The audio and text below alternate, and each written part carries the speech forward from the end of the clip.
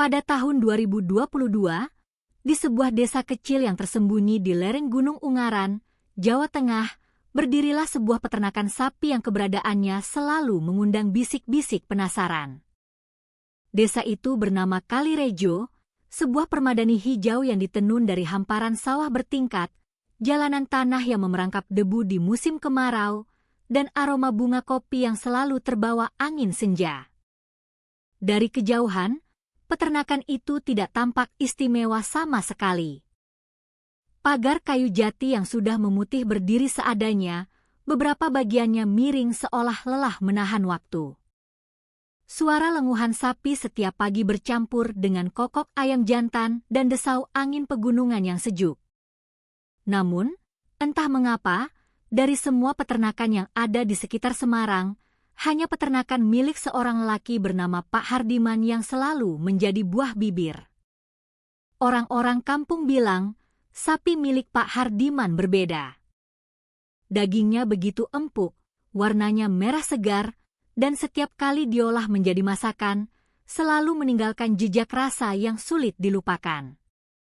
Para pedagang sate buntal dan tengkleng dari kota Solo bahkan sering datang jauh-jauh, menempuh perjalanan berjam-jam hanya untuk membeli sapi dari sana. Mas Joko, salah seorang pedagang sate langganan, pernah bersumpah bahwa daging dari peternakan itu seakan memiliki sihirnya sendiri. Ia merasa sate dagangannya menjadi 100 kali lebih laris jika menggunakan pasokan dari desa Kalirejo. Dari mulut ke mulut, nama peternakan Pak Hardiman semakin harum. Tidak ada hajatan pernikahan atau syukuran di kampung yang tidak menyajikan daging dari peternakan itu.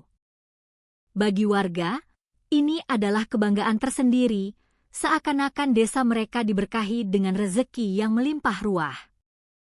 Namun, ada sesuatu yang menarik dari sosok Pak Hardiman sendiri. Walaupun usahanya begitu terkenal dan menguntungkan, hidupnya tetap bersahaja. Rumahnya masih berbentuk joglo sederhana dengan dinding papan dan cat hijau lumut yang mulai pudar, bukan rumah beton megah seperti para juragan kaya lainnya.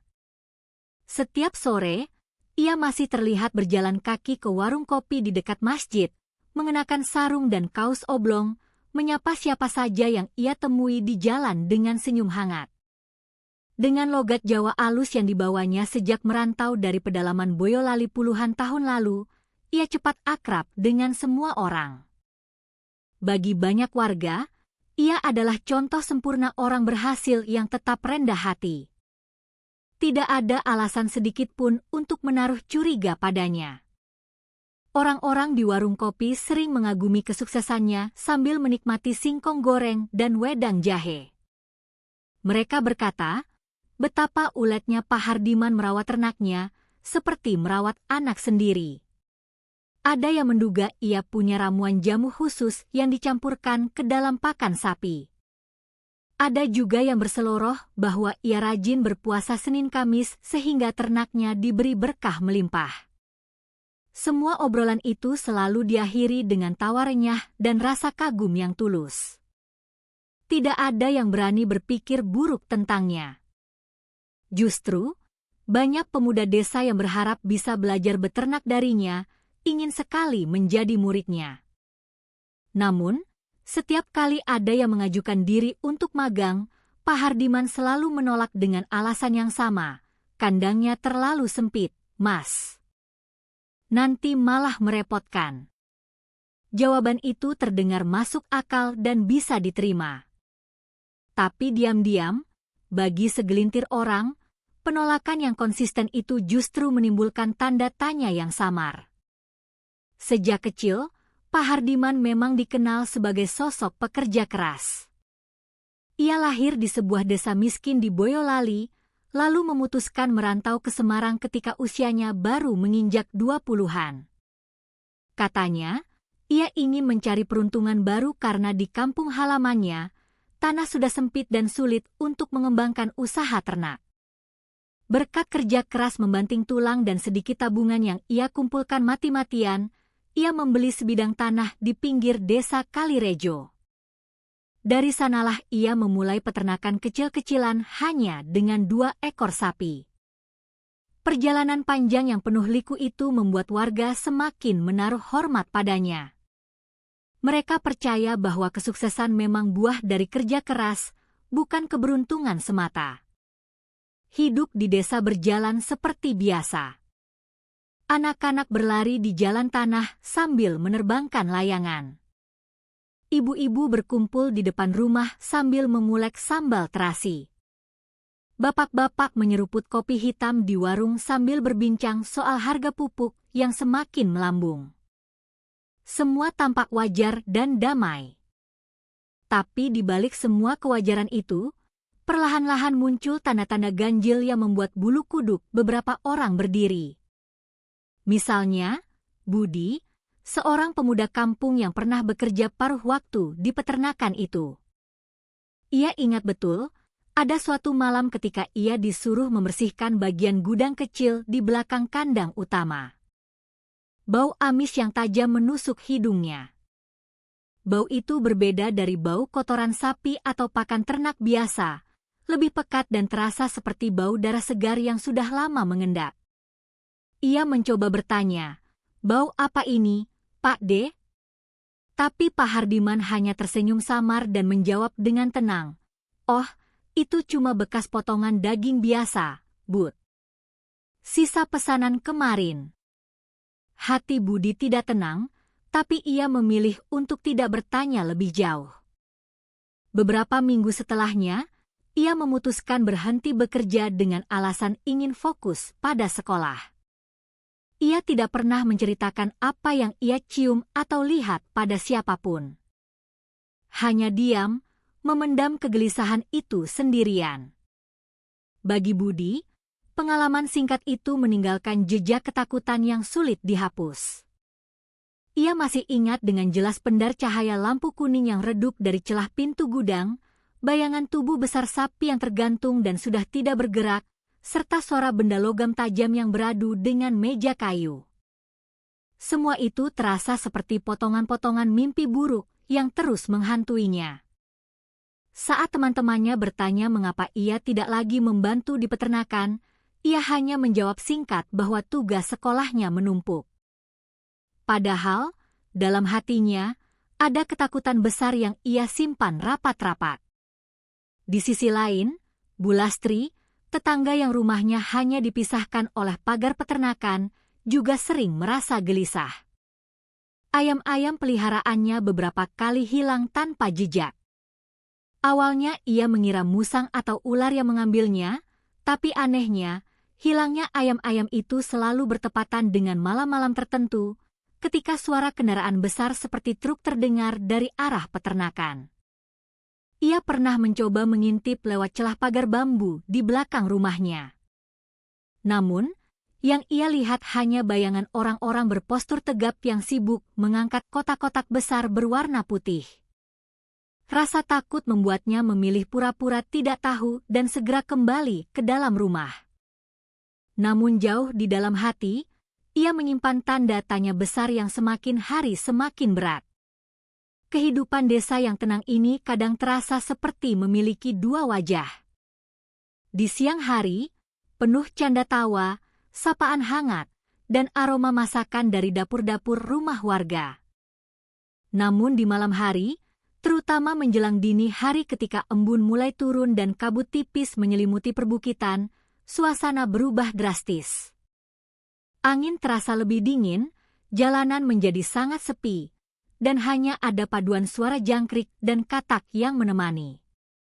Di jam-jam itulah, aktivitas mencurigakan di peternakan Pak Hardiman mulai bergerak. Truk datang perlahan tanpa menyalakan lampu depan. Pintu besi berderit pelan, lalu suara langkah-langkah tergesa-gesa mengisi senyapnya udara malam. Tidak banyak warga yang melihat, tapi mereka yang kebetulan terbangun karena ingin ke kamar mandi atau mendengar tangisan bayi, selalu mencari alasan sederhana agar bisa kembali tidur nyenyak. Manusia memang sering menipu diri sendiri demi mendapatkan rasa aman. Kiai Miftah, tokoh agama di desa, pernah berkata dalam khotbah Jumat bahwa keserakahan bisa tumbuh subur di tempat yang paling tidak kita duga, bahkan di balik senyum yang paling ramah sekalipun. Kata-katanya terasa seperti sebuah isyarat yang menusuk.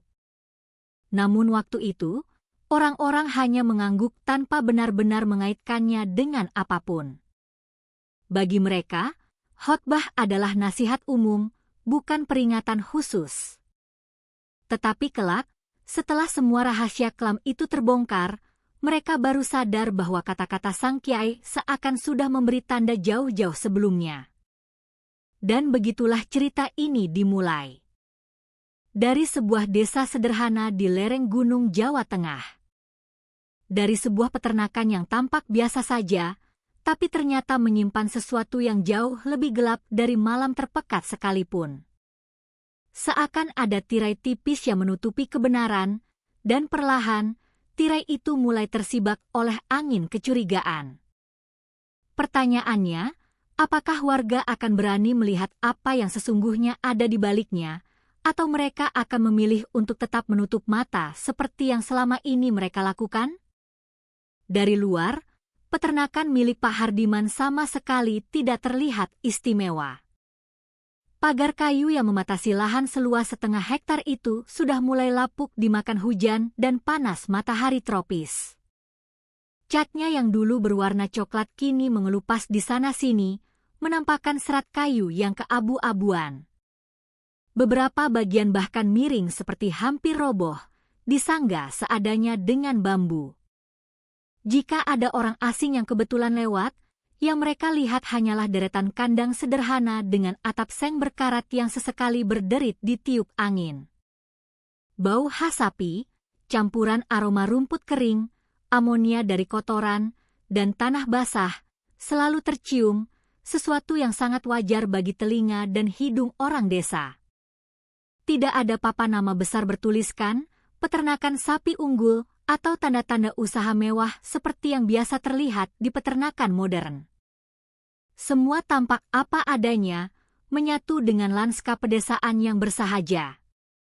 Setiap pagi, saat fajar baru menyingsing dan kabut masih menggantung di pucuk-pucuk pohon, suara lenguhan sapi bersahutan dengan kokok ayam dan lonceng kecil yang digantung di leher beberapa ternak. Bagi warga desa Kalirejo, suara itu seperti musik latar kehidupan mereka, penanda hari baru telah dimulai.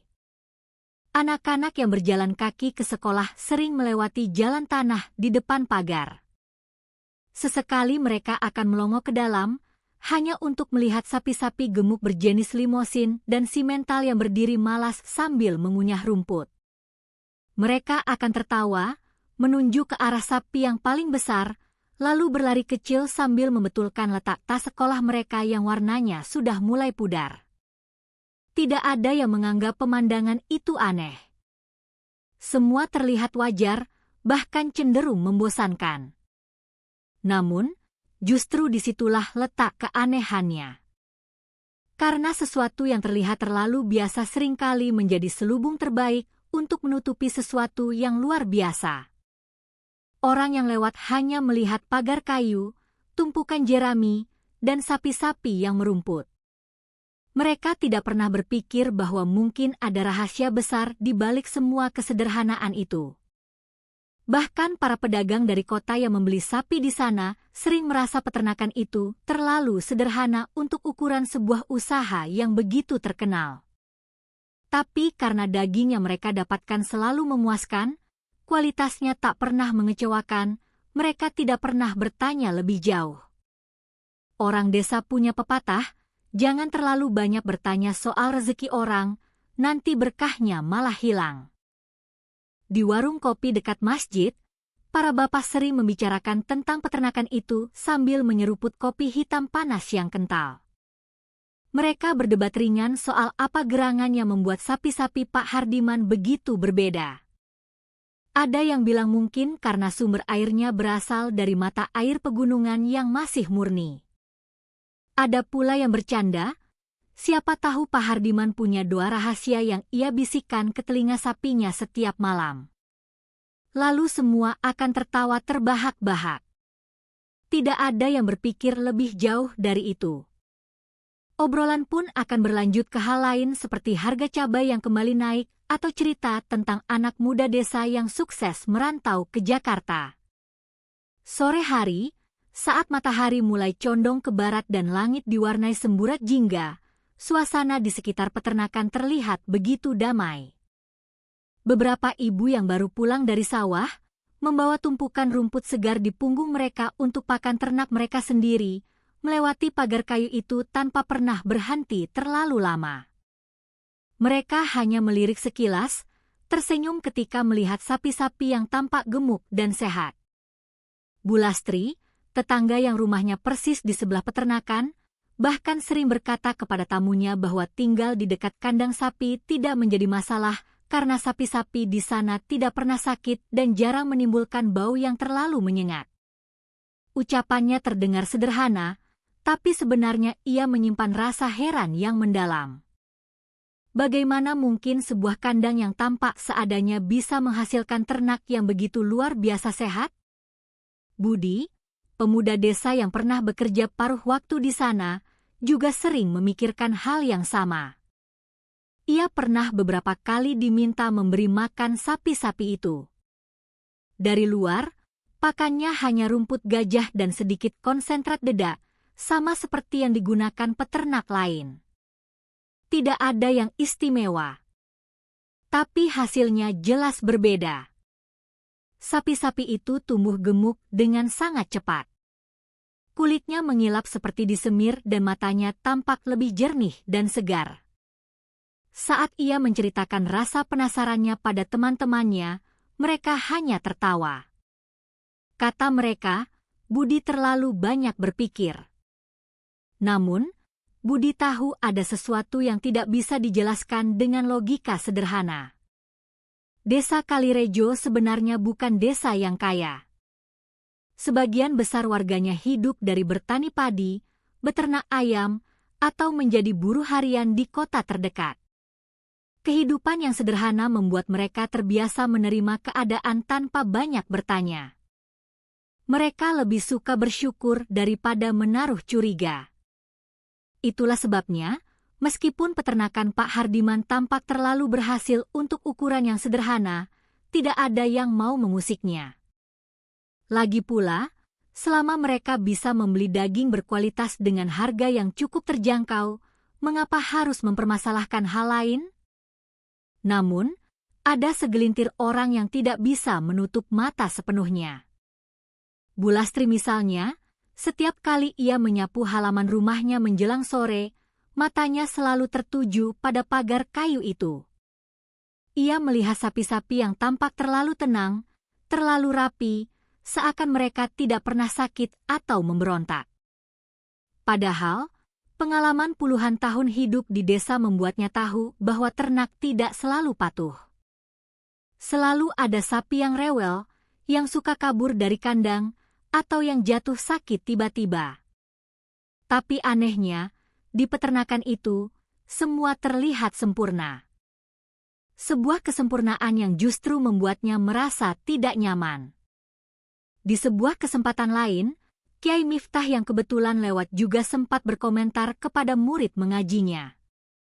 Ia menunjuk ke arah kandang itu lalu berkata dengan suara pelan bahwa hidup seringkali memberi kita sesuatu yang tampak sederhana di luar, tapi menyimpan sesuatu yang berbeda di dalam.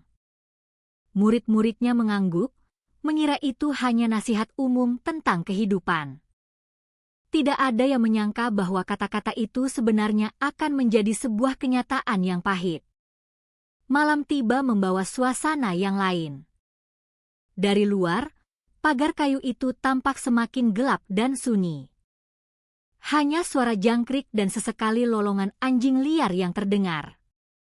Bagi siapapun yang berjalan melewati jalan itu, peternakan hanya terlihat sebagai sebuah bangunan sunyi yang tidak berbahaya. Namun, ada saat-saat tertentu, jika seseorang berhenti sejenak dan menajamkan pendengarannya, mereka bisa mendengar suara-suara aneh, suara logam beradu, suara langkah kaki yang tergesa, atau suara pintu besi yang dibuka dengan sangat hati-hati. Tetapi karena malam di desa selalu identik dengan keheningan dan rasa kantuk, orang lebih memilih mempercepat langkahnya dan berpura-pura tidak mendengar apa-apa. Begitulah keseharian peternakan itu dari luar. Terlihat biasa, bahkan terlalu biasa. Pagar kayu tua, kandang sederhana, sapi-sapi yang tenang, dan kehidupan desa yang berjalan seperti roda yang berputar tanpa henti. Tidak ada yang mengira bahwa di balik kesederhanaan itu, sedang tumbuh sebuah rahasia kelam yang kelak akan mengubah wajah desa Kalirejo selamanya. Pak Hardiman memang dikenal sebagai sosok yang ramah luar biasa. Hampir setiap orang di desa Kalirejo pernah berbincang dengannya, merasakan kehangatan dari sapaannya yang tulus. Entah itu di warung kopi sambil menikmati pisang goreng hangat, di pinggir jalan saat sore hari ketika ia berjalan-jalan, atau di halaman masjid selepas salat berjamaah. Sapanya selalu ramah, senyumnya tidak pernah absen dari wajahnya yang mulai dihiasi kerutan. Ia sangat pandai membuka percakapan dengan topik-topik ringan yang dekat dengan kehidupan sehari-hari warga. Kadang ia membicarakan soal harga pakan sapi yang makin naik. Kadang soal jalan desa yang mulai rusak karena sering dilewati truk pengangkut tebu. Atau sekadar menanyakan kabar anak-anak sekolah yang ia temui di jalan. Sudah hafal surat apa, Le? Tanyanya dengan lembut.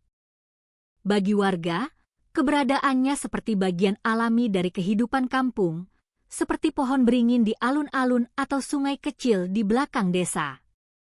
Mas Joko, pedagang sate dari Solo yang menjadi pelanggan setianya, sering bercerita bahwa setiap kali datang untuk membeli sapi, Pak Hardiman tidak pernah langsung membicarakan soal harga atau bisnis. Mereka biasanya duduk dulu di bangku bambu di depan rumah joglonya, ditemani segelas teh panas nasgital, panas, legi, manis, kental, buatan istrinya yang sederhana. Obrolan ngalor ngidul pun terjadi. Mereka bisa membicarakan banyak hal, mulai dari cuaca yang tidak menentu hingga cerita tentang pedagang di kota yang suka menawar terlalu keras. Baru setelah suasana menjadi cair dan akrab, barulah mereka masuk ke kandang untuk melihat sapi dan membicarakan transaksi. Cara seperti itu membuat orang merasa sangat nyaman, seolah-olah mereka sedang berbicara dengan saudara sendiri, bukan dengan seorang penjual yang hanya memikirkan keuntungan. Sifat ramah itu membuat banyak warga sulit mempercayai gosip miring yang kadang-kadang muncul. Misalnya, ketika ada yang heran mengapa sapi-sapi di kandangnya selalu sehat dan tidak pernah ada yang mati, orang lain akan segera menimpali dengan mengatakan, "Ya wajar saja, orangnya sabar dan telaten begitu." Bukankah setiap pagi mereka melihat Pak Hardiman sendiri yang menyapu halaman kandang, memberi makan ternak dengan tangannya, dan sesekali memanggil anak-anak kecil untuk melihat sapi dari dekat sambil memberi mereka permen? Gambarannya di mata warga selalu seperti seorang bapak yang penyayang dan pekerja keras. Bagaimana mungkin orang seperti itu punya niat buruk? Namun, keramahan yang terlihat terlalu sempurna kadang-kadang justru menyisakan rasa aneh bagi sebagian kecil orang. Budi, pemuda yang pernah bekerja di sana, merasakan hal itu dengan sangat jelas. Ia sering melihat Pak Hardiman bercakap-cakap dengan warga sambil tertawa lepas, seolah tidak ada beban sedikit pun dalam hidupnya. Padahal, Budi ingat betul malam-malam di kandang terasa sangat berbeda, dengan bau amis yang mengganggu dan suasana yang tegang. Ia bertanya dalam hati, apakah mungkin seseorang bisa begitu ramah dan tulus di siang hari, sementara di malam hari menyimpan sesuatu yang begitu gelap? Pertanyaan itu terus menghantuinya, membuatnya merasa mual setiap kali melihat senyum Pak Hardiman. Meski ia tidak berani mengungkapkannya kepada siapapun. Bu Lastri pun punya pandangan serupa. Ia sering diajak ngobrol ringan oleh Pak Hardiman setiap kali mereka berpapasan di jalan. Topiknya selalu seputar hal-hal sederhana seperti hasil panen singkong atau kabar keluarga di desa seberang. Tapi entah kenapa, setiap kali percakapan itu selesai, Bu Lastri selalu merasa ada sesuatu yang mengganjal. Mungkin karena matanya pernah menangkap bayangan mencurigakan dari peternakan itu pada malam hari, sehingga apapun yang dikatakan Pak Hardiman terasa seperti lapisan gula manis yang menutupi sesuatu yang pahit di baliknya. Senyumnya terasa terlalu lebar, ucapannya terlalu sopan, seakan-akan semuanya sudah diatur dengan rapi agar orang lain tidak pernah curiga. Meskipun begitu, sebagian besar warga tidak pernah merasakan kejanggalan itu. Bagi mereka, Pak Hardiman adalah teladan. Contoh orang sukses yang tetap membumi. Ia tidak pernah pamer kekayaan, tidak pernah merendahkan orang lain, dan tetap hidup sederhana meski usahanya terus berkembang pesat.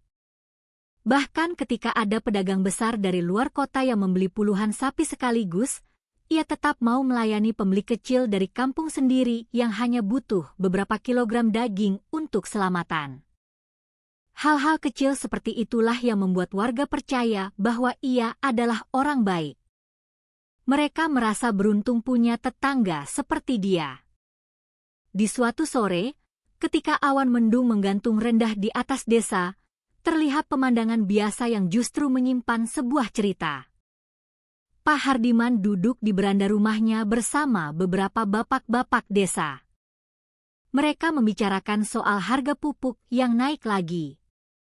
Dengan nada bercanda, ia berkata, "Wah, kalau harga pupuk terus naik, mungkin besok sapi-sapi saya juga harus belajar makan nasi."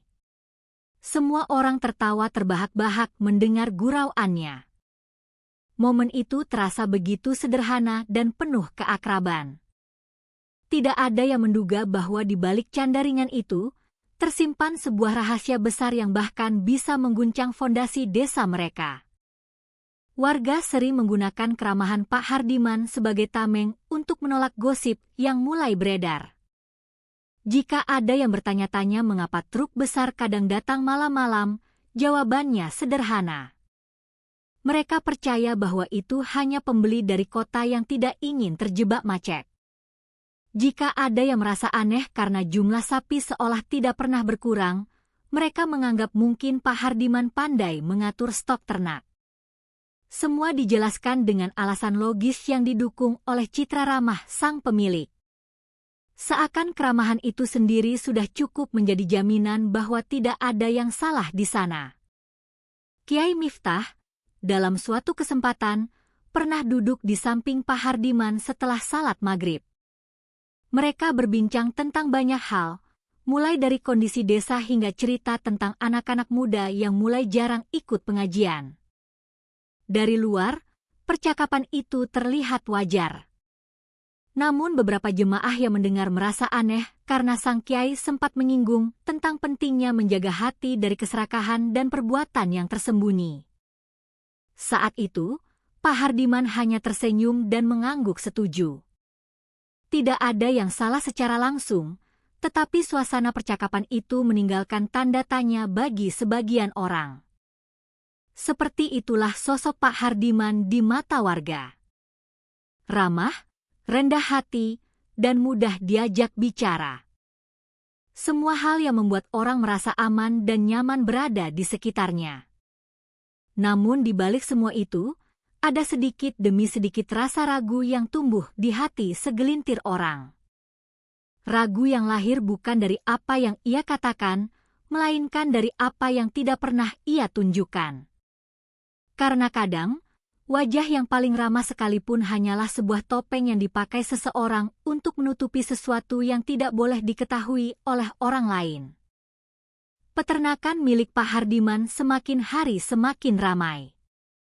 Setiap pagi, jalan tanah di depan pagar kayu itu dipenuhi oleh kendaraan yang datang silih berganti. Ada yang naik motor bebek dengan keranjang besar di jok belakang. Ada yang membawa mobil pikap yang penuh dengan tumpukan jerami. Bahkan, ada pula pedagang dari kota Solo yang sengaja menyewa truk kecil agar bisa mengangkut sapi lebih banyak. Pemandangan itu telah menjadi hal biasa bagi warga desa Kalirejo, seakan peternakan itu sudah menjelma menjadi pusat perputaran roda rezeki desa mereka. Mas Joko, pedagang sate yang sudah lama menjadi pelanggan tetap, selalu datang dengan wajah ceria. Ia tahu betul bahwa daging dari peternakan Pak Hardiman adalah jaminan mutu. Setiap kali ia membakar sate di lapaknya dekat Pasar Gede Solo, aroma harum yang menyebar terasa lebih kuat, membuat orang-orang berbondong-bondong datang untuk membeli. Ia sering bercerita kepada pelanggannya, rahasia kelezatan sate saya ada pada sapi-sapi dari lereng Ungaran, dari desa Kalirejo. Kata-katanya itu bukan hanya sekadar promosi, tapi juga sebuah kebanggaan. Sebab, ia merasa menjadi bagian dari sebuah kisah sukses yang lebih besar. Selain para pedagang sate, banyak pula keluarga yang datang membeli sapi untuk acara hajatan. Setiap kali ada pernikahan atau acara sunatan di kampung sekitar, mereka hampir selalu datang ke peternakan Pak Hardiman. Daging sapi dari sana dianggap sebagai pilihan terbaik untuk menjamu para tamu. Para ibu sering bercerita sambil tersenyum bahwa rendang buatan mereka jadi lebih empuk, gulai terasa lebih gurih, dan para tamu selalu memuji hidangan yang disajikan. Semua itu membuat nama Pak Hardiman semakin harum, bukan hanya di desa sendiri, tapi juga di kampung-kampung tetangga. Di warung kopi, cerita tentang peternakan itu semakin sering terdengar. Bapak-bapak yang sedang menyeruput kopi hitam membicarakan bagaimana pembeli dari luar desa semakin banyak berdatangan. Ada yang berkomentar bahwa rezeki memang bisa datang dari tempat yang tidak terduga. Ada pula yang berandai-andai, seandainya mereka juga bisa memiliki usaha sesukses Pak Hardiman, hidup pasti akan lebih tenang. Percakapan itu kadang berlanjut dengan nada bercanda, menyebut bahwa sapi-sapi di sana seolah tidak pernah sakit atau stres. Mereka heran, tapi tidak pernah mencari jawaban lebih dalam, karena rasa heran itu selalu ditutup dengan tawa dan kekaguman. Bagi warga desa Kalirejo, kesuksesan peternakan itu membawa kebanggaan tersendiri. Mereka merasa desa mereka yang terpencil kini dikenal oleh banyak orang. Jalanan yang dulu sepi kini ramai oleh lalu lalang kendaraan pembeli. Warung-warung kecil di sekitar pun ikut merasakan berkahnya. Pedagang nasi bungkus menjadi laris karena banyak supir dan pembeli yang singgah untuk makan sebelum kembali ke kota. Bahkan tukang tambal ban di tikungan jalan mendapat lebih banyak pelanggan karena lalu lintas yang meningkat. Semua itu membuat warga yakin bahwa keberadaan peternakan Pak Hardiman adalah sebuah berkah besar bagi desa. Namun di tengah kebanggaan itu, ada pula suara-suara kecil yang merasa aneh. Beberapa pemuda desa yang sering nongkrong di gardu ronda malam-malam memperhatikan bahwa meskipun sapi-sapi keluar dalam jumlah yang banyak setiap harinya, kandang Pak Hardiman tidak pernah terlihat kosong. Jumlahnya seolah-olah selalu sama, padat dan penuh. Mereka mencoba bercanda bahwa mungkin Pak Hardiman punya ilmu gaib untuk menggandakan sapi. Candaan itu memancing tawa, tapi di dalam hati mereka menyimpan rasa penasaran yang serius. Bagaimana mungkin seekor sapi yang keluar selalu tergantikan dengan cepat tanpa ada jeda waktu? Budi, yang pernah bekerja paruh waktu di sana, ikut merasakan kebingungan itu. Ia tahu benar bahwa jumlah sapi di kandang tidak sebanyak yang terlihat oleh mata dari luar. Ada beberapa ruang di bagian belakang yang tidak pernah diizinkan untuk ia masuki. Setiap kali ia menanyakan, Pak Hardiman hanya bilang bahwa itu adalah bagian khusus untuk penyimpanan pakan. Namun, yang membuat Budi semakin curiga adalah kenyataan bahwa pembeli terus berdatangan tanpa henti. Ia tidak bisa membayangkan dari mana semua sapi itu berasal. Bulastri pun sering mengamati dari jendela rumahnya. Setiap pagi ia melihat mobil-mobil pembeli datang, lalu pergi dengan membawa 1 atau 2 ekor sapi. Tapi saat sore tiba, suara lenguhan sapi di kandang masih ramai seperti biasa, seolah tidak berkurang sama sekali. Awalnya ia menganggap itu hanya perasaannya saja. Namun semakin lama, semakin sulit bagi dirinya untuk menepis rasa janggal itu. Ia mulai bertanya-tanya dalam hati, apakah benar semua itu hanya karena Pak Hardiman pandai merawat ternak, atau ada hal lain yang tidak diketahui oleh orang banyak. Meski begitu, suara-suara heran itu selalu tenggelam oleh gelombang pujian. Warga terlalu menikmati berkah yang datang. Mereka merasa tidak perlu mencari tahu hal-hal yang bisa merusak kebahagiaan. Bukankah hidup akan lebih mudah kalau kita hanya percaya bahwa semua baik-baik saja? Itulah yang membuat suasana desa tetap hangat, meskipun di balik senyum ada rasa ragu yang terpendam. Suatu hari, ketika desa sedang sibuk dengan sebuah pesta pernikahan besar, nama Pak Hardiman kembali disebut dengan penuh hormat. Semua orang menikmati empuknya daging sapi, memuji betapa lezatnya gulai dan sate yang dihidangkan. Bahkan tamu dari kota yang hadir pun bertanya dari mana asal daging istimewa itu. Warga dengan bangga menjawab bahwa semuanya berasal dari peternakan milik tetangga mereka sendiri. Saat itu, rasa bangga mengalahkan segala rasa curiga. Tidak ada yang ingin merusak suasana dengan pertanyaan-pertanyaan yang tidak menyenangkan. Keramaian peternakan itu menjadi simbol kesuksesannya membanggakan, tapi sekaligus juga menyimpan sebuah misteri yang belum terjawab. Karena di balik pagar kayu yang tampak sederhana itu, setiap hari ada arus keluar masuk yang tidak pernah berhenti. Dan semakin lama, semakin sulit untuk menepis pertanyaan di dalam hati sebagian orang, apakah semua itu benar-benar wajar? Semakin hari, cerita tentang kesuksesan peternakan Pak Hardiman bukan hanya soal kebanggaan, tetapi juga mulai menimbulkan tanda tanya yang semakin besar. Warga desa Kalirejo sudah terbiasa melihat sapi di kampung lain. Ada yang kurus karena kurang makan, ada yang kulitnya penuh luka karena penyakit, bahkan tidak jarang seekor sapi mati mendadak karena terserang antraks. Semua itu dianggap wajar dalam kehidupan seorang peternak. Namun anehnya, sapi-sapi di kandang Pak Hardiman selalu tampak sempurna. Sehat, gemuk, bulunya mengilap seperti disisir setiap hari, matanya jernih, dan gerakannya lincah seolah tidak pernah ada masalah sedikitpun.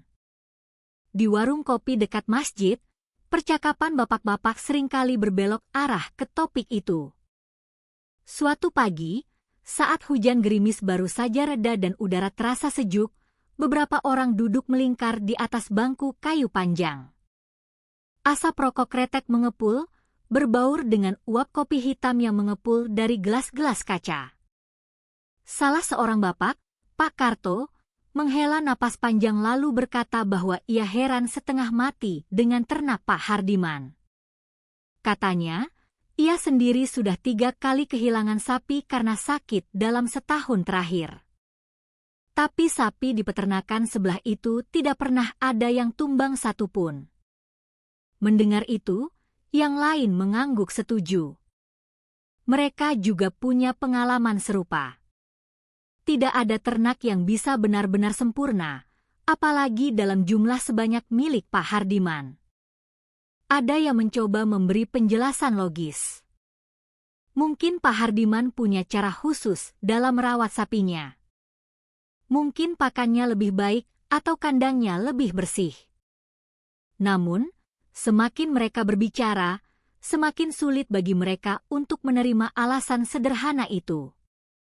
Karena beberapa dari mereka tahu bahwa pakan yang digunakan sebenarnya sama saja, rumput gajah dan dedak yang bisa didapat oleh siapapun. Bahkan salah seorang bapak mengaku pernah melihat langsung kondisi kandangnya dan merasa tidak ada yang istimewa. Tetap saja sederhana, bahkan terkesan lebih seadanya dibanding kandang milik tetangga lain. Obrolan itu tidak berhenti di warung kopi.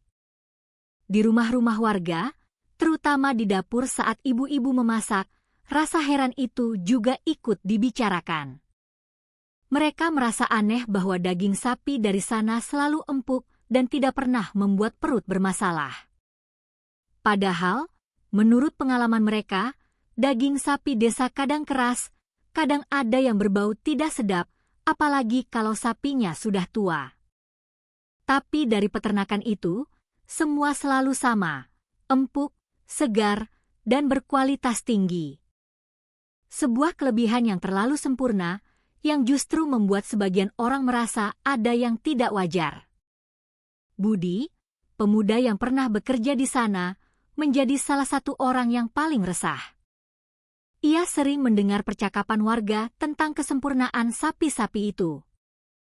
Dalam hatinya, ia tahu bahwa ada hal yang tidak bisa dijelaskan dengan akal sehat. Ia masih teringat jelas pada suatu malam ketika ia diminta membersihkan gudang kecil di belakang.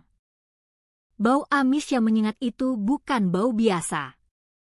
Bahkan ia merasa pernah melihat sekilas sesuatu yang menyerupai organ hewan di atas meja kayu, lengkap dengan peralatan bedah yang berkilauan. Meskipun cepat-cepat disembunyikan oleh Pak Hardiman, kenangan itu membuatnya sulit tidur setiap kali mendengar orang memuji peternakan itu. Ia ingin sekali bercerita, tapi lidahnya terasa keluh. Ia takut orang-orang akan menertawakannya, atau bahkan marah karena ia berani menuduh orang yang dianggap sebagai panutan desa. Bulastri juga menyimpan kegelisahan serupa dari balik jendela rumahnya. Ia sering mengamati sapi-sapi di kandang itu. Ia tahu benar bagaimana rupa sapi kampung pada umumnya. Ada yang suka menyeruduk, ada yang malas bergerak, bahkan ada yang jatuh sakit hanya karena cuaca berubah. Tapi anehnya, sapi-sapi di sana selalu tampak damai dan tenang. Seolah tidak pernah ada masalah sedikit pun. Ketenangan itu bukannya membuatnya lega, justru menimbulkan rasa takut yang aneh. Ia sering membatin, tidak mungkin semua berjalan sesempurna ini tanpa ada sesuatu di baliknya. Namun, setiap kali ia ingin berbicara, ia menahan diri karena ia tahu orang kampung lebih suka mendengar kabar baik daripada kabar buruk. Kiai Miftah, tokoh agama desa, juga mulai memperhatikan. Dalam khotbah Jumatnya, ia pernah menyinggung tentang kesempurnaan yang terlalu indah untuk dipercaya. Ia berkata bahwa hidup manusia pasti ada ujiannya, begitu pula dengan usaha. Kalau ada sesuatu yang tampak selalu mulus dan tanpa celah, jangan-jangan ada jalan yang ditempuh tidak sesuai dengan kebenaran. Kata-kata itu membuat sebagian jemaah terdiam. Meskipun banyak juga yang menganggapnya sekadar nasihat umum, tapi bagi mereka yang hatinya sudah mulai merasa aneh, kata-kata sang kiai itu seperti angin yang meniupkan bara curiga menjadi lebih besar. Meski begitu, tidak semua warga mau menerima rasa curiga itu. Sebagian besar tetap memilih untuk percaya pada apa yang mereka lihat di permukaan.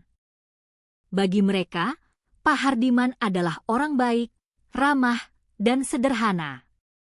Mereka merasa tidak adil jika hanya karena sapi-sapinya terlalu sehat, lalu ia dicurigai yang tidak-tidak.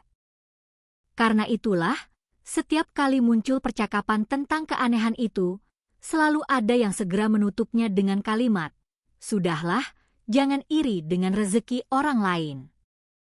Rezeki orang kan berbeda-beda." Ucapan itu seakan menjadi sebuah tameng yang menjaga agar rasa curiga tidak berkembang terlalu jauh. Namun, rasa penasaran itu tetap ada. Setiap kali truk besar datang malam-malam, setiap kali sapi keluar tapi jumlah di kandang tetap sama, setiap kali daging dari sana terasa terlalu empuk untuk ukuran biasa, rasa heran itu semakin menguat. Bagai bara kecil yang tertutup abu, ia tampak padam di permukaan. Tetapi di dalam hati sebagian warga, bara itu tetap menyala, hanya menunggu waktu untuk membesar menjadi api yang akan membakar tirai kesempurnaan yang selama ini menutupi kebenaran. Malam di Desa Kalirejo biasanya tenang dan damai. Selepas Isya, jalanan menjadi sunyi. Hanya terdengar suara jangkrik dan sesekali gonggongan anjing dari kejauhan.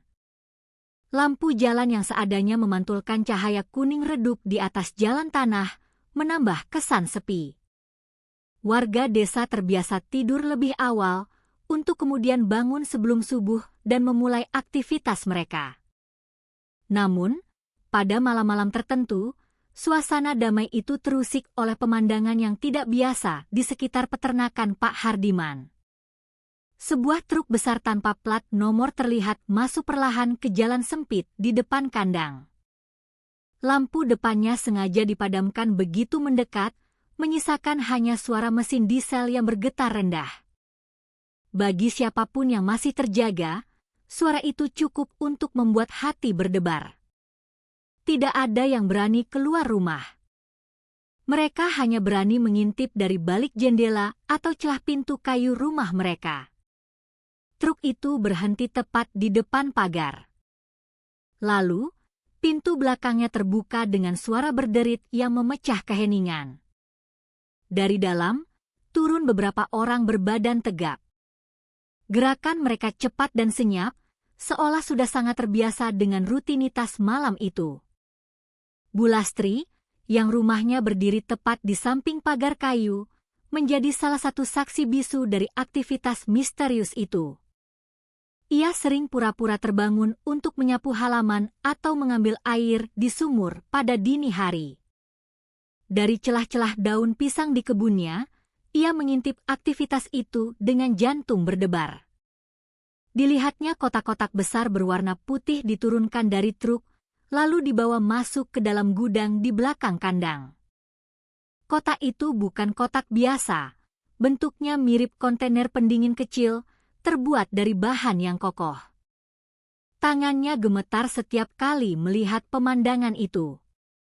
Naluri seorang ibu dan orang kampung membuatnya tahu, apapun isi kotak itu, pastilah bukan hal yang wajar. Budi juga pernah menyaksikan dengan mata kepala sendiri. Malam itu, ia pulang larut setelah nongkrong bersama teman-temannya di pinggir sawah. Saat melewati jalan dekat kandang, ia mendengar suara langkah kaki yang tergesa-gesa. Rasa penasarannya membuatnya berhenti sejenak dan bersembunyi di balik pohon nangka. Dari celah pagar, ia melihat samar-samar ada beberapa orang yang sedang mengangkat sesuatu dari dalam gudang. Awalnya ia mengira itu hanya potongan daging sapi biasa, tapi ketika ia melihat lebih jelas di bawah cahaya lampu petromax, jantungnya serasa berhenti berdetak. Organ-organ tertentu dipisahkan dengan sangat rapi, lalu dimasukkan ke dalam kotak pendingin. Ginjal, hati, bahkan jantung. Semuanya ditata dengan hati-hati, seakan menjadi bagian dari sebuah transaksi rahasia yang sangat berharga. Budi berdiri kaku, tidak mampu bergerak. Baru setelah beberapa menit, ia tersadar, lalu berlari pulang dengan wajah pucat pasi. Esoknya, ia mencoba bercerita kepada teman dekatnya, tapi seperti biasa, ceritanya dianggap sebagai lelucon. Mereka menuduh Budi terlalu banyak minum kopi sehingga berhalusinasi. Beberapa temannya bahkan menertawakannya, berkata bahwa ia hanya takut pada bayangan sendiri. Itu membuat Budi semakin frustrasi dan terisolasi. Ia tahu apa yang ia lihat adalah nyata, bukan mimpi. Namun, ia juga sadar bahwa di desa, cerita aneh seperti itu lebih sering ditertawakan daripada dipercaya. Sementara itu, Bulastri memilih untuk tetap diam. Ia tidak pernah berani menceritakan apa yang ia lihat, bahkan kepada suaminya sendiri. Ia hanya menyimpan ketakutan itu sendirian. Setiap kali truk itu datang, ia hanya bisa berdoa dalam hati, semoga tidak ada hal buruk yang akan menimpa desanya. Tapi ketakutan itu semakin nyata ketika ia memperhatikan bahwa kejadian itu berulang dengan pola yang sama.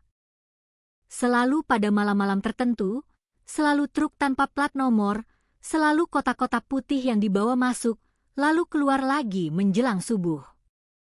Warga lain sebenarnya juga sempat melihat, tapi mereka selalu mencari alasan yang bisa membuat hati mereka lebih tenang. Ada yang bilang mungkin itu hanya distribusi sapi ke kota agar tidak terkena macet di jalan. Ada pula yang berkata, mungkin pembeli dari kota memang memilih malam hari karena cuacanya lebih sejuk. Alasan-alasan itu terdengar masuk akal di permukaan. Tapi bagi mereka yang melihat lebih dekat, penjelasan itu terasa tidak cukup. Namun, manusia memang pandai menipu dirinya sendiri. Selama tidak ada bukti nyata, lebih mudah untuk percaya pada alasan sederhana daripada harus menghadapi kenyataan yang menakutkan. Kiai Miftah, meskipun tidak pernah melihat langsung, beberapa kali mendengar bisik-bisik itu dari para jemaah. Ia menasihati warga agar jangan terlalu mudah mencari pembenaran untuk sesuatu yang terasa ganjil. Katanya, kalau ada hal yang terasa aneh, jangan dibiarkan begitu saja. Namun, sebagian besar jemaahnya hanya mengangguk tanpa benar-benar menyimpan nasihat itu dalam hati.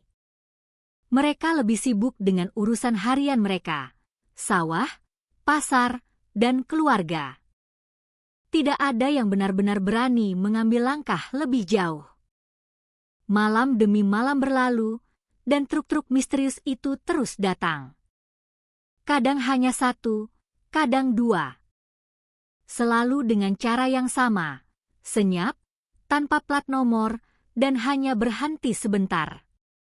Setiap kali truk itu pergi dan meninggalkan jejak debu di jalan tanah, rasa takut warga semakin dalam, karena mereka tahu ada sesuatu yang tidak bisa dijelaskan sedang terjadi di balik pagar kayu itu. Tapi tidak ada yang berani bicara keras-keras. Semua memilih untuk diam, menyimpan rahasia itu bersama kegelapan malam desa. Suasana malam di desa Kalirejo yang dulu damai kini telah berubah. Setiap kali angin malam berhembus dan membawa bau samar dari arah kandang, warga merasa bulu kuduknya merinding. Bau itu bukan hanya bau jerami atau kotoran sapi, tapi ada aroma lain yang tidak bisa mereka jelaskan. Sebuah aroma yang menempel di ingatan dan membuat tidur mereka tidak lagi nyenyak. Malam-malam itu menjadi saksi bisu bahwa di balik kesederhanaan peternakan itu, sedang terjadi sesuatu yang jauh lebih gelap dari yang bisa dibayangkan oleh siapapun. Malam itu menjadi malam yang tidak akan pernah bisa dilupakan oleh Budi. Hujan baru saja reda, menyisakan tanah becek yang mengeluarkan bau basah yang khas. Ia berjalan pelan melewati jalan kecil di samping sawah setelah nongkrong bersama teman-temannya. Udara dingin pegunungan menusuk kulit, membuatnya merapatkan jaket tipis yang ia kenakan. Seharusnya, perjalanan itu biasa saja. Hanya butuh 10 menit untuk sampai ke rumahnya. Namun, langkahnya terhenti ketika ia mendengar suara asing dari arah peternakan Pak Hardiman. Awalnya ia mengira itu hanya suara pintu kandang yang berderit karena angin. Tapi kemudian ia mendengar suara lain yang lebih berat, seperti benda logam yang bersentuhan dengan meja. Rasa penasaran yang bercampur dengan ketakutan membuatnya mendekat ke pagar kayu yang sudah mulai lapuk. Ia menempelkan wajahnya ke celah kecil di antara papan, dan saat itulah matanya membelalak ngeri. Di bawah cahaya lampu redup dari gudang belakang, ia melihat beberapa orang sibuk mengangkat organ-organ sapi yang sudah dipisahkan dengan rapi. Ginjal, hati, bahkan jantung. Semuanya diletakkan dengan hati-hati di atas meja kayu, lalu dimasukkan ke dalam kotak pendingin berwarna putih. Budi terdiam membeku. Jantungnya berdetak begitu kencang hingga ia bisa mendengarnya di telinganya sendiri. Tangannya gemetar hebat, dan kakinya seperti menancap ke tanah. Ia tidak pernah membayangkan akan melihat sesuatu yang begitu mengerikan di desa kecilnya. Selama ini, ia tahu bahwa menyembelih sapi adalah hal yang biasa, terutama untuk acara besar. Tapi cara yang ia lihat malam itu terasa sangat berbeda. Bukan seperti pemotongan daging biasa di pasar, melainkan seperti sebuah proses yang sistematis, rapi, dan dingin. Seakan-akan orang-orang itu sudah sangat terbiasa melakukannya, seperti seorang ahli bedah di ruang operasi. Ia menutup mulutnya dengan tangan, menahan teriakan yang hampir keluar dari tenggorokannya. Napasnya terasa sesak. Bayangan organ-organ yang berkilat karena darah segar di bawah cahaya lampu membuat perutnya mual. Ia mundur perlahan, mencoba menjauh dari pagar, tapi langkahnya tanpa sengaja menginjak sebuah ranting kering yang patah dengan bunyi krak yang kecil. Salah seorang laki di dalam gudang menoleh dengan cepat, matanya yang tajam menyapu area sekitar. Budi segera berlari sekuat tenaga. Jantungnya serasa mau meloncat keluar. Ia tidak berhenti berlari hingga tiba di depan pintu rumahnya. Wajahnya pucat pasi dan bajunya basah oleh keringat dingin. Malam itu, ia tidak bisa tidur. Setiap kali ia memejamkan mata, bayangan organ-organ di atas meja itu muncul kembali. Ia merasa seakan bau amis darah itu masih menempel di hidungnya. Ibunya sempat heran melihatnya gelisah, tapi Budi hanya mengatakan bahwa ia kedinginan karena kehujanan. Dalam hatinya, ia ingin sekali menceritakan apa yang baru saja ia lihat. Tapi ada suara lain yang menahannya. Siapa yang akan percaya pada cerita seaneh itu? Keesokan harinya, Budi mencoba berbagi cerita kepada dua teman baiknya di pos ronda. Ia menceritakan dengan detail bagaimana ia melihat ginjal dan hati dimasukkan ke dalam kotak pendingin. Tapi bukannya mendapat simpati, ia justru ditertawakan. Salah satu temannya menepuk bahunya sambil berkata, "Kamu mungkin terlalu banyak minum kopi, Bud, sampai berhalusinasi begitu." Temannya yang lain bercanda, mengatakan bahwa Budi hanya mencari-cari alasan agar tidak dituduh penakut karena pulang sendirian malam-malam. Kata-kata itu membuat wajah Budi memanas. Ia merasa dipermalukan dan tidak dihargai. Akhirnya, ia memilih untuk diam, menelan rasa takut dan malu itu sendirian.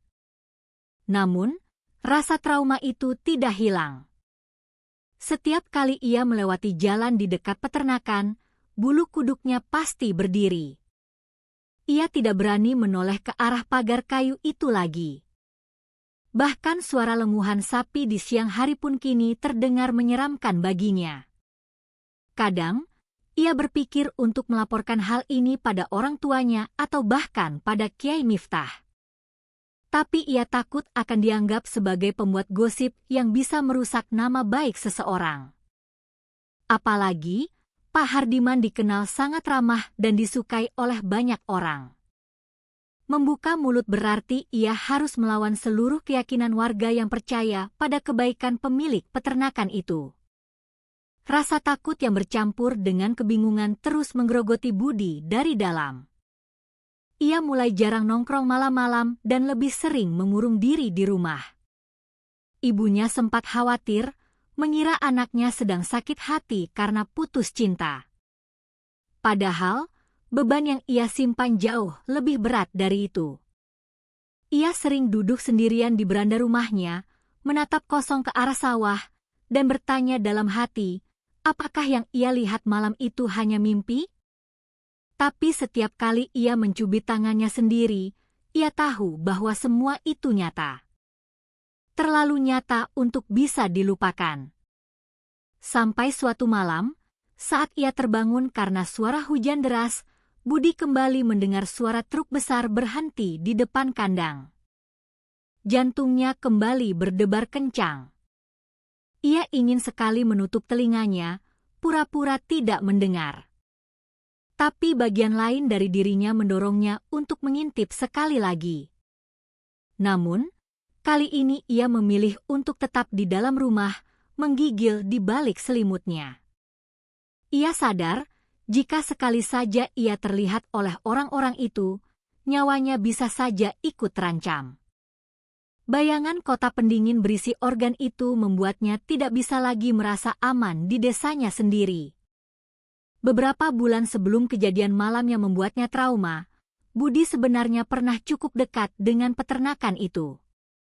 Ia bekerja paruh waktu untuk membantu Pak Hardiman, terutama pada saat musim libur sekolah. Awalnya, pekerjaan itu terasa seperti sebuah peluang yang bagus. Ia bisa mendapatkan uang tambahan untuk membantu orang tuanya membeli perlengkapan sekolah untuk adiknya.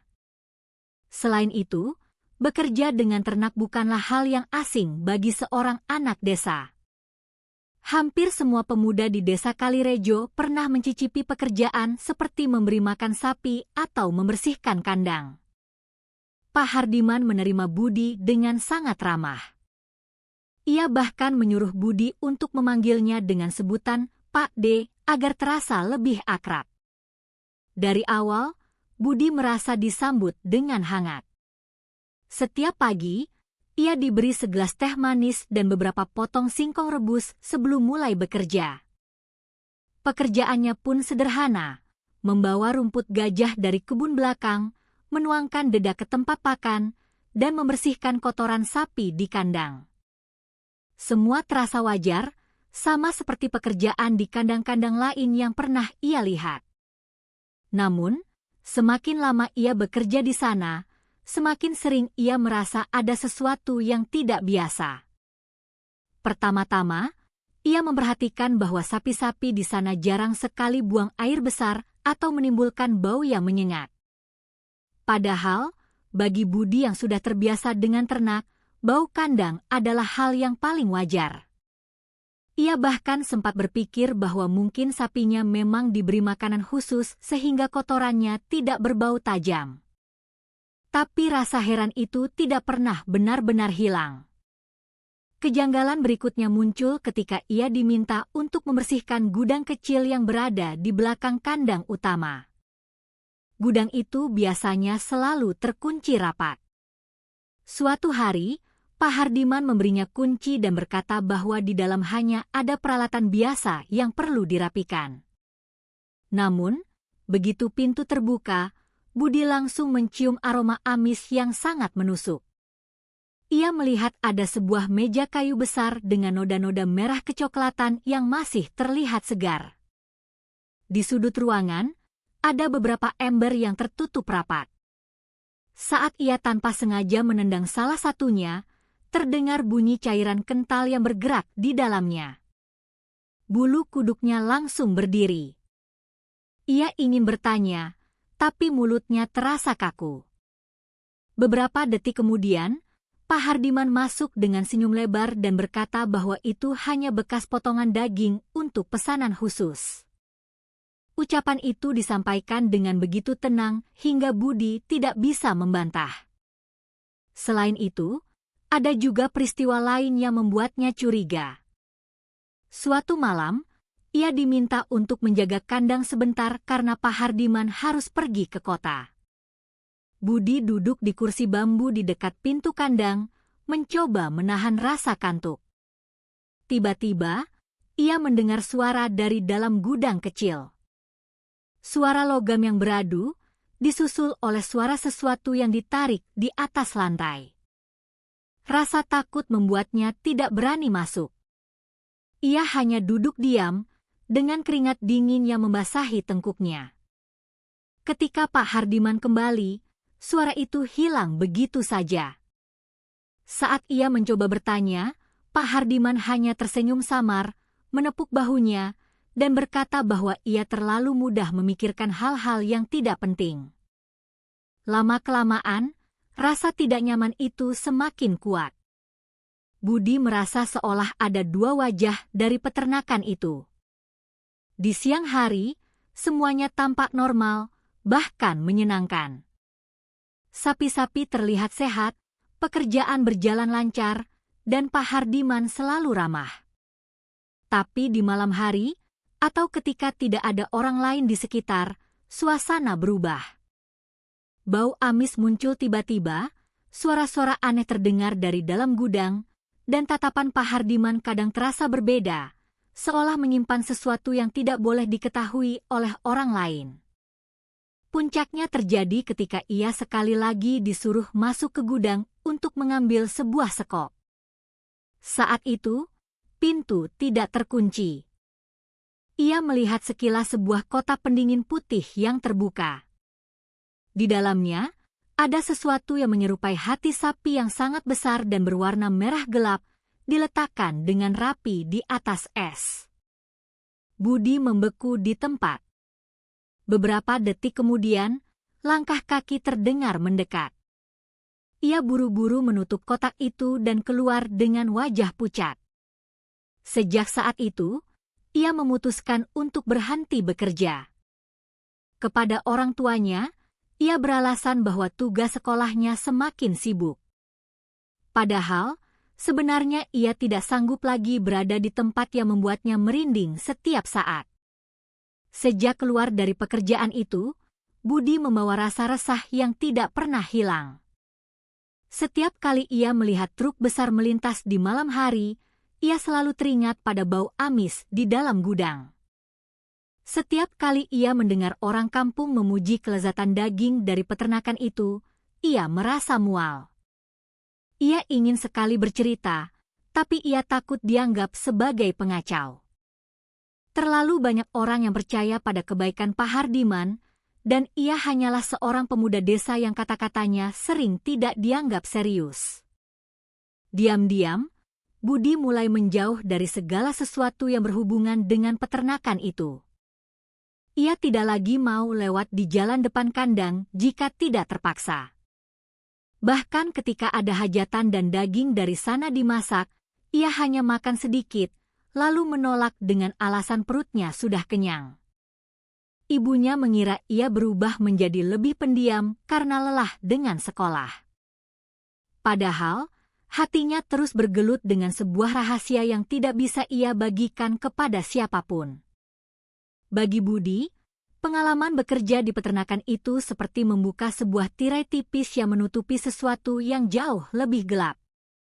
Ia tidak tahu apa yang sebenarnya terjadi, tapi ia tahu ada sesuatu yang sangat salah di sana.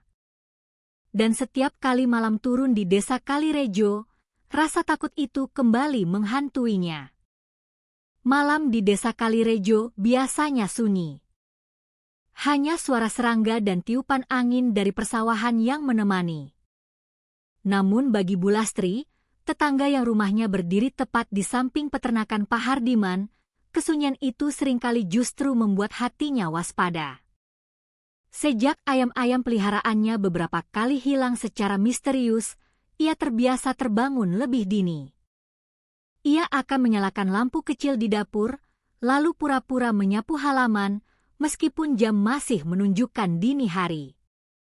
Dari balik kebun pisang yang tumbuh subur di samping rumahnya, ia bisa melihat pagar kayu peternakan dengan cukup jelas. Suatu malam, ketika bulan hanya tampak separuh di langit dan udara terasa lembab, Bulastri kembali mendengar suara mesin mobil berhenti di depan peternakan.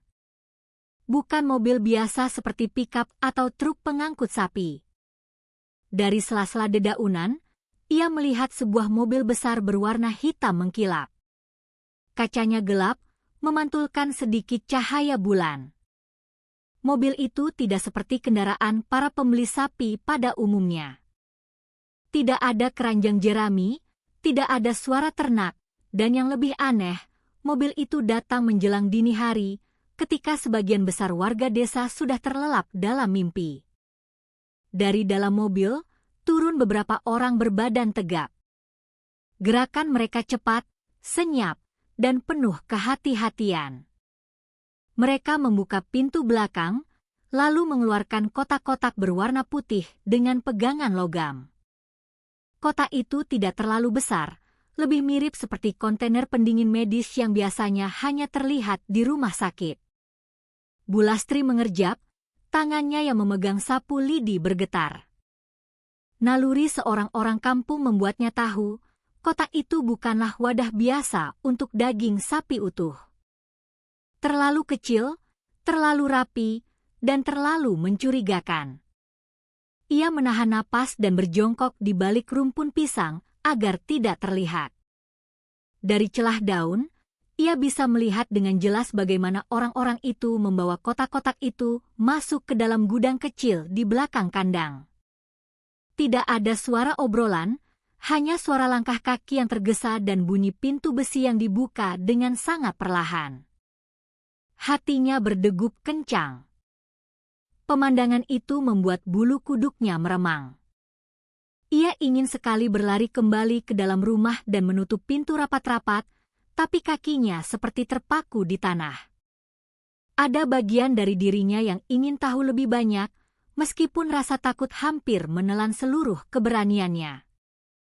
Setelah beberapa menit, orang-orang itu keluar lagi. Kali ini, kotak-kotak yang mereka bawa tampak lebih berat.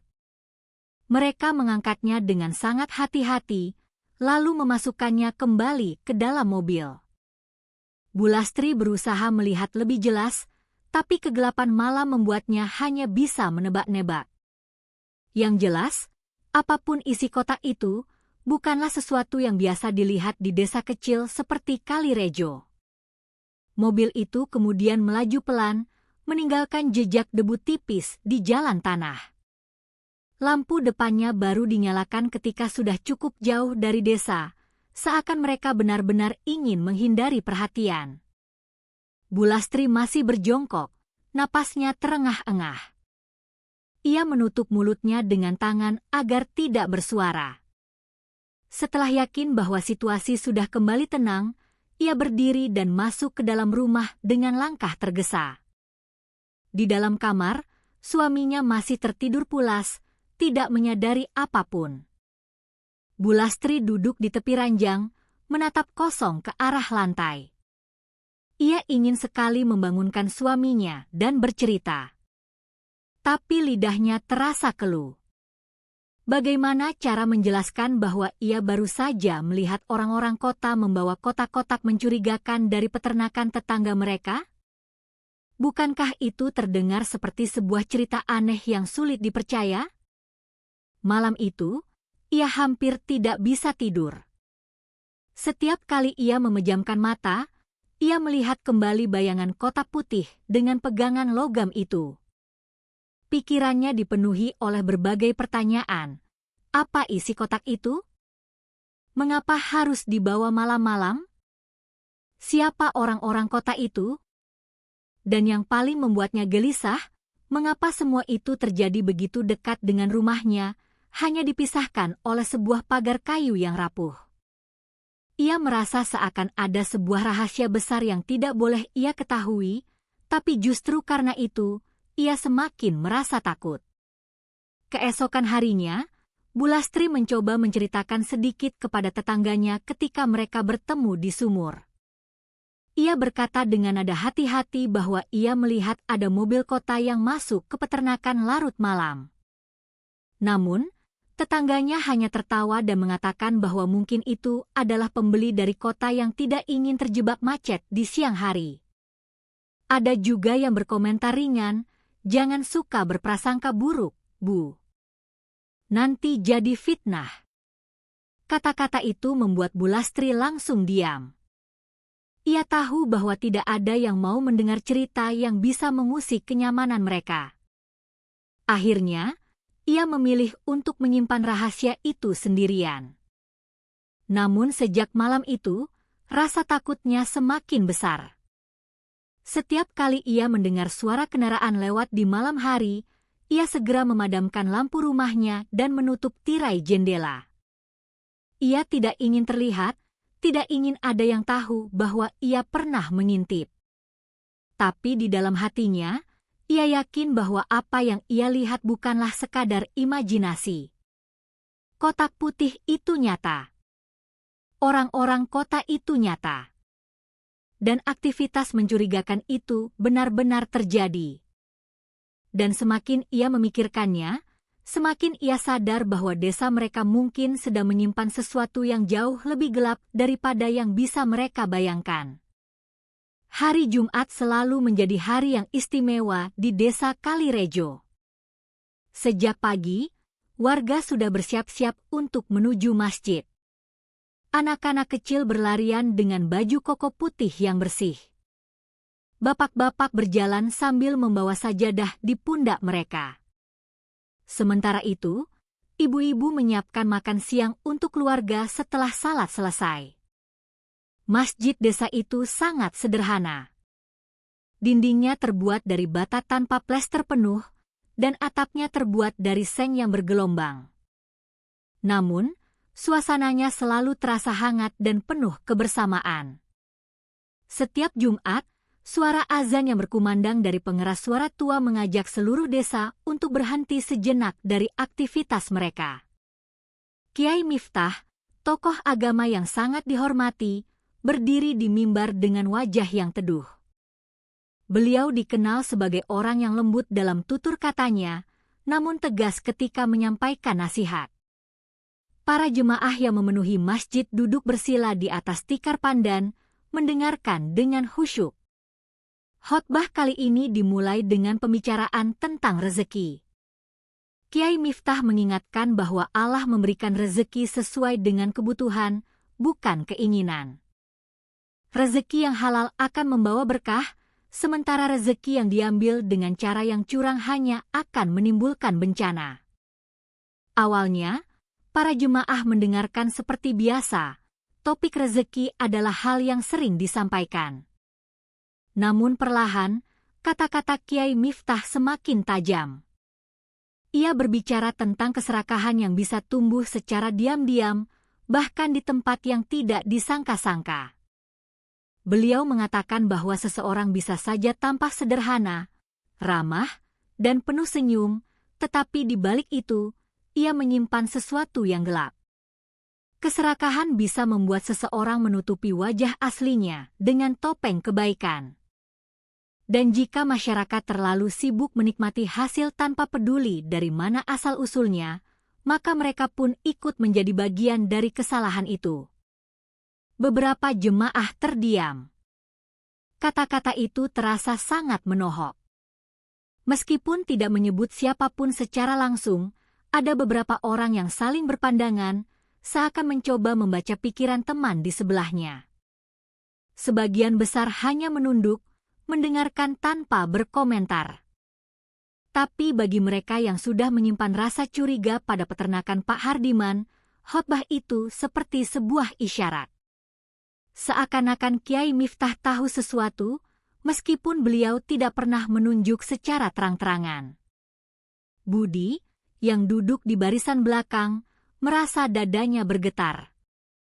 Kata-kata tentang topeng kebaikan membuatnya langsung teringat pada senyum ramah Pak Hardiman. Ia tahu benar, di balik senyum itu ada sesuatu yang tidak ingin ditunjukkan. Pengalaman bekerja di kandang dan kejadian malam ketika ia melihat organ sapi di dalam kota pendingin kini terasa semakin nyata. Ia ingin sekali berdiri dan berteriak, mengatakan pada semua orang bahwa khotbah itu benar-benar menggambarkan apa yang ia lihat. Tapi lidahnya tetap keluh. Ia hanya bisa menggenggam lututnya erat-erat, menahan rasa gelisah yang membuncah.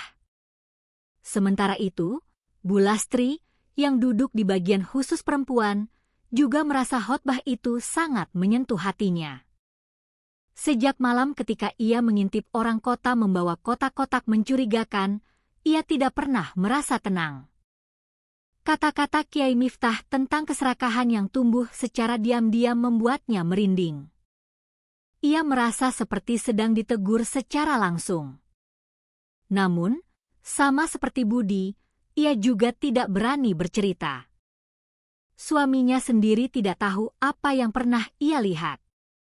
Ia hanya bisa menunduk dalam-dalam, memohon dalam hati agar Allah memberinya kekuatan jika suatu hari nanti kebenaran itu terbongkar. Setelah khotbah selesai, para jemaah saling bersalaman. Banyak yang menafsirkan khotbah itu hanya sebagai nasihat umum. Mereka berkata bahwa mungkin Sang Kiai hanya mengingatkan agar tidak serakah dalam hal-hal kecil seperti berdagang di pasar atau membagi hasil sawah. Namun, ada juga yang berbisik pelan, mengaitkan ucapan Kiai Miftah dengan peternakan Pak Hardiman.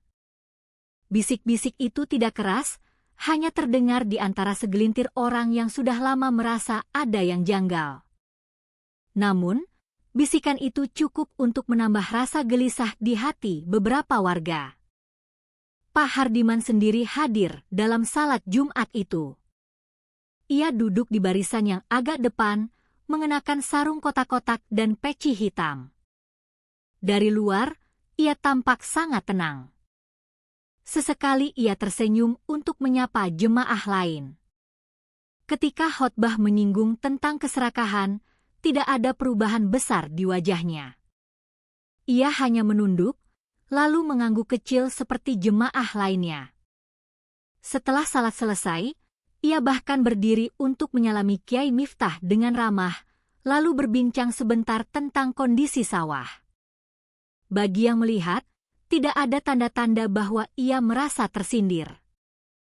Semua tampak biasa saja. Namun bagi Budi dan Bulastri, sikap tenang itu justru membuat mereka semakin yakin bahwa ada sesuatu yang sedang disembunyikan. Karena bagi mereka, hanya orang yang sudah terbiasa menyembunyikan rahasia yang bisa tetap tersenyum ketika kebenaran hampir terungkap. Kata-kata Kiai Miftah tentang topeng kebaikan terus terngiang di telinga mereka, menjadi pengingat bahwa apapun yang ditutupi, suatu saat nanti pasti akan terbongkar. Hari itu, khotbah Jumat menjadi pembicaraan hangat di warung kopi. Ada yang menertawakannya dengan santai, mengatakan bahwa sang kiai terlalu serius. Ada juga yang merasa tergugah, meskipun hanya sebentar sebelum kembali sibuk dengan urusan sehari-hari.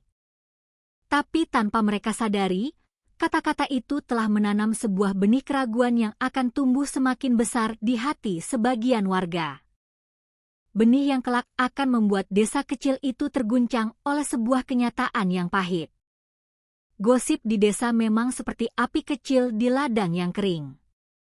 Sekali menyala, akan sulit untuk dipadamkan. Begitu juga dengan cerita tentang peternakan Pak Hardiman. Awalnya, itu hanya bisik-bisik di pojok warung kopi setelah salat subuh. Beberapa bapak yang duduk sambil menyeruput kopi hitam berbicara dengan suara lirih tentang keanehan sapi-sapi yang selalu sehat dan gemuk. Salah seorang di antaranya, dengan nada yang sangat hati-hati, berkata, mungkin saja Pak Hardiman tidak hanya menjual sapi, tapi juga sesuatu yang lain. Kalimat itu membuat yang lain terdiam sejenak, lalu tertawa kecil, seakan tidak percaya dengan kata-kata mereka sendiri. Namun, tawa itu terdengar kaku, seperti sedang berusaha menutupi rasa takut. Dari warung kopi, bisik-bisik itu kemudian pindah ke dapur-dapur rumah. Ibu-ibu yang sedang mengulek sambal atau menyangi sayur mulai saling bertanya-tanya. Mengapa sapi-sapi di sana selalu tampak sempurna? Mengapa pembeli dari kota datang malam-malam dengan mobil besar yang mencurigakan? Dan mengapa kadang-kadang terdengar suara aneh dari dalam peternakan ketika desa sedang sunyi? Beberapa ibu bahkan mengaku pernah melihat kotak-kotak putih dibawa masuk, mirip seperti kotak yang biasa dipakai di rumah sakit. Cerita-cerita itu bercampur antara kenyataan dan dugaan, tapi semakin sering diceritakan, semakin terasa meyakinkan. Anak-anak pun ikut mendengar gosip itu. Meskipun tidak sepenuhnya mengerti, mereka saling menakut-nakuti dengan cerita bahwa kalau bermain terlalu dekat ke peternakan, bisa-bisa mereka ikut hilang dan organnya akan dijual. Cerita itu membuat beberapa anak kecil menangis dan menolak untuk lewat di jalan dekat pagar kayu. Orang tua mereka marah dan melarang anak-anak berbicara sembarangan. Tapi diam-diam, orang tua itu sendiri juga merasa khawatir. Sebab, mereka tahu bahwa gosip seringkali lahir dari sesuatu yang memang punya dasar. Budi, yang sudah melihat sendiri organ sapi dimasukkan ke dalam kotak pendingin, mendengar gosip itu dengan perasaan yang campur aduk. Di satu sisi, ia merasa lega karena akhirnya orang lain juga mulai mencurigai sesuatu. Namun di sisi lain, ia takut jika rahasia itu semakin terbuka, bisa-bisa akan menyeret dirinya. Ia tidak pernah menceritakan pengalamannya, tapi gosip yang beredar seakan-akan menggambarkan persis apa yang pernah ia lihat. Itu membuatnya semakin yakin bahwa ia tidak berhalusinasi malam itu. Namun, rasa takut tetap membungkam lidahnya. Bulastri pun ikut merasa gelisah. Ia sering mendengar ibu-ibu di sekitar sumur membicarakan tentang peternakan Pak Hardiman dengan suara pelan. Ada yang bilang mungkin ia menjual organ untuk rumah sakit gelap. Ada juga yang menduga bahwa pembelinya adalah orang-orang kaya yang tidak sabar untuk menunggu donor resmi. Semua dugaan itu terdengar sangat menakutkan. Bulastri ingin sekali menyela dan mengatakan bahwa ia sendiri pernah melihat orang kota membawa kotak-kotak putih dari sana. Tapi mulutnya selalu berhenti di tengah jalan. Ia takut dituduh sebagai penyebar fitnah. Akhirnya, ia hanya bisa mengangguk, pura-pura tidak tahu, meskipun hatinya terus berguncang. Tidak semua warga mau percaya pada gosip itu. Ada yang masih keras kepala membela Pak Hardiman. Mereka berkata bahwa gosip itu hanyalah rasa iri dari orang-orang yang tidak bisa sesukses dia. Mereka menunjuk pada bukti nyata, sapi-sapi yang gemuk, pembeli yang ramai, dan sikap ramah sang pemilik. Bagaimana mungkin orang seperti itu bisa berbuat jahat? Perdebatan pun sering terjadi di warung kopi.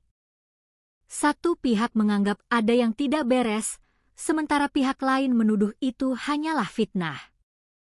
Namun, keduanya sama-sama tidak punya bukti nyata. Yang ada hanyalah rasa curiga dan gosip yang terus berputar. Sementara itu, suasana desa perlahan-lahan berubah. Malam yang dulu tenang kini terasa lebih mencekam.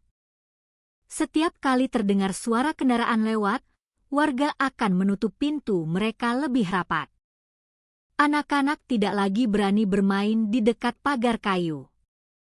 Bahkan ada yang memilih untuk memutar jalan lebih jauh hanya untuk menghindari lewat di depan peternakan. Rasa takut itu tumbuh secara pelan-pelan. Seiring dengan gosip yang semakin meluas, orang-orang mulai sadar bahwa ada sesuatu yang memang sedang terjadi, meskipun belum ada yang berani mengungkapkannya secara terang-terangan. Kiai Miftah pun mulai merasakan ketegangan itu. Setelah khotbah Jumat yang ia sampaikan, beberapa orang datang kepadanya dengan wajah ragu. Mereka bertanya, apakah gosip itu benar, Kiai? Apakah beliau tahu sesuatu? Kiai Miftah hanya menjawab dengan bijak bahwa kebenaran akan terbuka pada waktunya. Ia mengingatkan agar tidak mudah berprasangka buruk, tapi juga tidak menutup mata pada kejanggalan. Jawaban itu tidak memuaskan semua orang, tapi cukup untuk membuat mereka berpikir dua kali. Karena di dalam hati, mereka tahu ada sesuatu yang sedang ditutupi. Gosip itu semakin besar seperti bola salju yang menggelinding menuruni bukit. Setiap kali melewati sebuah rumah atau warung, selalu ada yang sedang membicarakan tentang peternakan itu.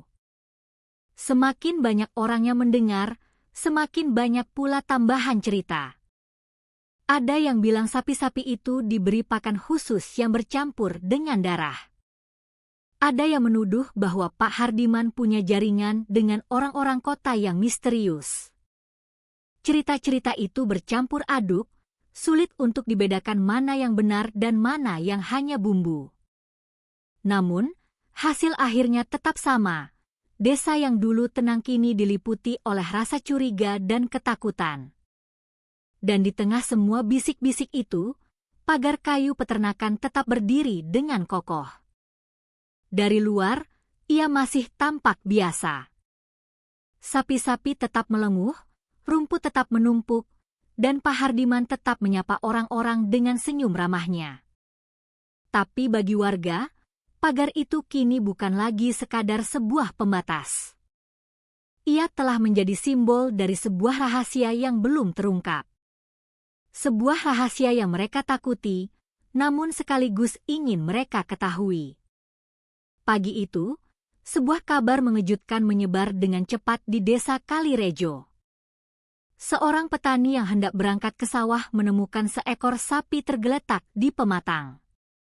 Dari kejauhan, ia mengira sapi itu hanya mati karena kelelahan atau penyakit biasa. Namun, ketika ia mendekat, bulu kuduknya langsung berdiri. Tubuh sapi itu tidak lagi utuh.